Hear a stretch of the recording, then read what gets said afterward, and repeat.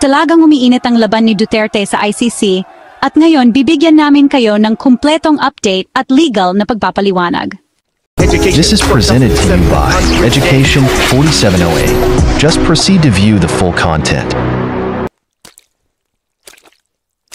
Sa isang kapansin-pansing pangyayari sa International Criminal Court, ipinaglalaban ng legal team ng dating Pangulo ng Pilipinas na si Rodrigo Duterte ang kanyang pansamantalang paglaya, habang matatag naman ang pagtutol ng Office of the Prosecutor.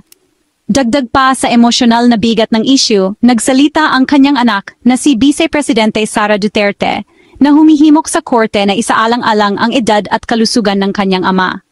Sa video na ito, tatalakayin natin kung ano ang ibig sabihin ng pansamantalang paglaya sa proseso ng ICC, ang mga argumento mula sa panig ng taga-usig at depensa, ang reaksyon ni Sara Duterte, at kung ano ang susunod na mangyayari sa pandaigdigang legal na labanang ito. Kaya, manatiling nakatutok para sa isang komprehensibo, makatotohanan, at critical na pagtingin sa malaking pagbabagong ito sa internasyonal na batas at politika ng Pilipinas. Ang pansamantalang paglaya ay isang temporaryong kalayaan na ibinibigay sa isang nakakulong na individual na nasa ilalim ng investigasyon o paglilitis sa harap ng ICC. Ito ay pinamamahalaan ng Artikulo 60, Talata 2 at 3 ng Rome Statute. Ngunit, alam nyo, hindi ito automatiko o garantisado. Sinusuri ng pre-trial chamber ang mga salik tulad ng panganib na tumakas, banta sa integridad ng mga paglilitis, posibleng panghihimasok sa mga saksi, at ang kalusugan at edad ng tao. Ito ay parang piyansa, ngunit sa pandaigdigang legal na antas. Dapat balansehin ng korte ang mga karapatan ng akusado laban sa mga panganib na maaring idulot ng kanyang paglaya sa proseso ng hustisya. Ngayon, alamin natin kung ano ang sinasabi ng magkabilang panig sa kaso ni Duterte. Noong Hunyo 22, 2025, inihain ng ICC Office of the Prosecutor ang formal nitong tugon na maring tinututulan ang pansamantalang paglaya ni Duterte. Narito ang mga pangunahing argumento mula sa taga-usig. Una, sa panganib na tumakas, si Duterte ay hindi ordinaryong akusado. Siya ay dating Pangulo na may access sa malalaking resources. Mayroon din siyang political network na aktibo pa rin sa Pilipinas, kabilang ang kanyang anak, ang Vice Presidente. Kinatatakutan ng prosekusyon na baka tumakas siya o gamitin ng impluensya para maiwasang bumalik sa dahig kung palalayain.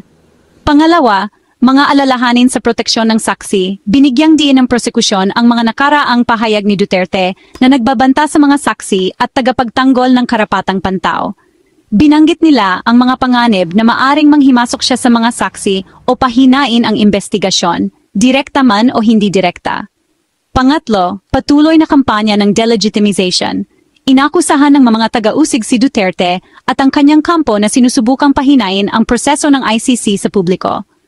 Ang kanyang pagsuway sa korte ay maaaring magpalakas ng loob na umaatake sa mga saksi o magpababa ng tiwala ng publiko sa internasyonal na hustisya. Pang-apat, hindi sapat ang kalusugan. Sinuri ng ICC registry at medical staff ang kalagayan ng kalusugan ni Duterte. Ang kanilang konklusyon, ang ICC detention facility ay ganap na kayang matugunan ang kanyang mga pangangailangan. Kaya, ang kanyang edad at kalusugan lamang ay hindi sapat para bigyan siya ng paglaya. Ang konklusyon ng taga-usig ay mas matimbang ang mga panganib ng pagpapalaya kay Duterte kaysa sa makataong dahilan. Nanatiling kinakailangan ng detensyon upang matiyak ang isang patas at ligtas na paglilitis. Sa kabilang banda, naghain ng kahilingan para sa pansamantalang paglaya ang defense team ni Duterte na nagtatalo na dapat igalang ang kanyang kalusugan, edad at dignidad bilang isang akusado. Narito ang kanilang mga pangunahing punto. Una, sa makataong dahilan, 80 taong gulang na si Duterte at nagdurusa siya sa mga malalang kondisyong medikal, posibleng problema sa puso at baga. Bagaman hindi ito detalyadong isinapubliko, nagtatalo ang depensa na mapanganib sa kanyang buhay ang matagal na pagkakakulong sa isang dayuhang bilangguan. Pangalawa, tungkol sa due process at dignidad, itinuturing nila ito bilang usapin ng due process na nagsasabing, ang isang akusado ay inosente hanggat hindi napatunayang nagkasala. Ang pansamantalang paglaya ay hindi pagpapawalang sala, ito ay simpleng paraan upang matiyak ang makataong pagtrato sa panahon ng pre-trial. Pangatlo, Para sa pagsubaybay ng tahanan o host country, nag-aalok ang depensa ng mga alternatibo tulad ng house arrest sa Pilipinas o detensyon sa isang neutral na host country na may pagsubaybay. Nagtatalo sila na dapat pagkatiwalaan ng ICC si Duterte na sumunod sa schedule ng korte. At sa wakas, sa political stability, sinasabi nila na ang pagpapalaya kay Duterte ay maaring magpababa ng tensyon sa politika sa Pilipinas, habang ang pagpapanatili sa kanya sa bilangguan ng ICC ay maaaring magpasiklab sa mga taga-suporta at magpabagsak sa mga institusyon.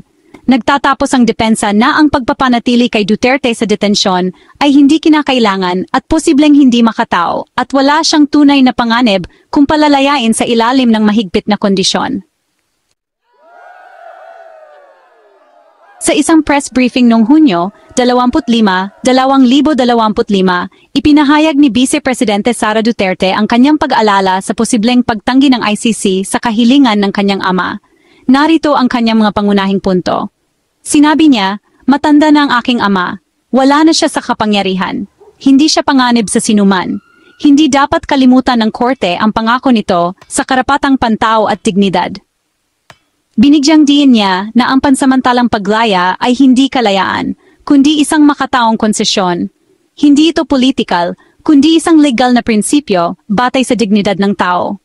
Kinwestiyon din niya ang batayan ng pagtanggi ng ICC na pansamantalang palayain ang kanyang ama, na nagpapahiwatig na ang korte ay maaaring masyadong nakatuon sa political symbolism sa halip na sa mga katotohanan. Maingat na binalangkas ang pahayag ni Sara na naglalayong impluensyahan ang pandaigdigang opinyon ng publiko nang hindi direktang inaatake ang ICC. Ngunit malinaw ang mensahe, naniniwala siya na karapat-dapat ang kanyang ama na magkaroon ng pagkakataong gugulin ang kanyang paglilitis sa labas ng selda. Ang kanyang pahayag ay nakikita bilang bahagi ng isang mas malawak na naratibo upang palambutin ang imahe ni Duterte, ipakita siya bilang isang inuusig na matanda, at baguhin ang simpatiya pabor sa kanya. Ngayon na inihain ng magkabilang panig ang kanilang formal na posisyon, nasa pre-trial chamber na ang bola. Ang mga susunod na hakbang ay ang mga sumusunod. Una, magde-deliberate ang mga hukom sa mga isinumite. Pangalawa, maari silang mag-schedule ng pagdinig upang marinig ang karagdagang argumento. O pangatlo, maari silang maglabas ng direktang nakasulat na desisyon. Ang mga salik na nakaka-impluwensya sa huling desisyon ay kinabibilangan ng security assessment ng ICC Detention Center, kooperasyon ng host country, political sensitivity kumpara sa legal na integridad, at medical na ebidensya na isinumite ng magkabilang panig. Kung papayagan ang kahilingan, maaring ilagay si Duterte sa house arrest o ilipat sa isang monitored residence, ngunit kailangan niyang bumalik sa The Hague para sa bawat pagdinig. Kung tatanggihan ang kahilingan, mananatili siya sa kustodiya ng ICC, hanggang sa simula ng kanyang kumpirmasyon ng mga singil sa pagdinig, na nakatakda sa Setyembre 23, 2025. Nahaharap ang ICC sa isang maselang pagsubok, ang pagbalanse sa batas, makataong alalahanin, tensyon sa politika, at pampublikong pagsusuri. Mananatili ba si Duterte sa likod ng rehas o bibigyan ng kondisyonal na kalayaan? Habang hinihintay natin ang desisyon ng korte, isang bagay ang malinaw. Ang kasong ito ay hindi lang tungkol sa isang tao. Ito ay tungkol sa pandaigdigang laban para sa katotohanan, pananagutan at hustisya. Huwag kalimutang mag-like, mag-comment at mag-subscribe para sa mga update sa makasaysayang kasong ito at sa internasyonal na sistema ng batas na gumagana. Kita-kita susunod na video. Disclaimer: ang nilalamang ito ay para sa impormasyon at layuning pang-edukasyon lamang. Ito ay batay sa mga pampublikong ulat ng balita, opisyal na dokumento ng korte, at mga napatunayang pahayag hanggang sa petsa ng paglalathala. Ang video ay hindi naglalayong mag-akusa, magpataw ng hatol o magbigay ng paunang hatol sa sinumang individual o partido. Lahat ng nabanggit na tao ay ipinapalagay na inosente hanggat hindi napatunayang nagkasala sa isang karampatang hukuman. Hindi namin kinakatawan ang International Criminal Court, anumang pamahalaan o anumang entidad sa politika.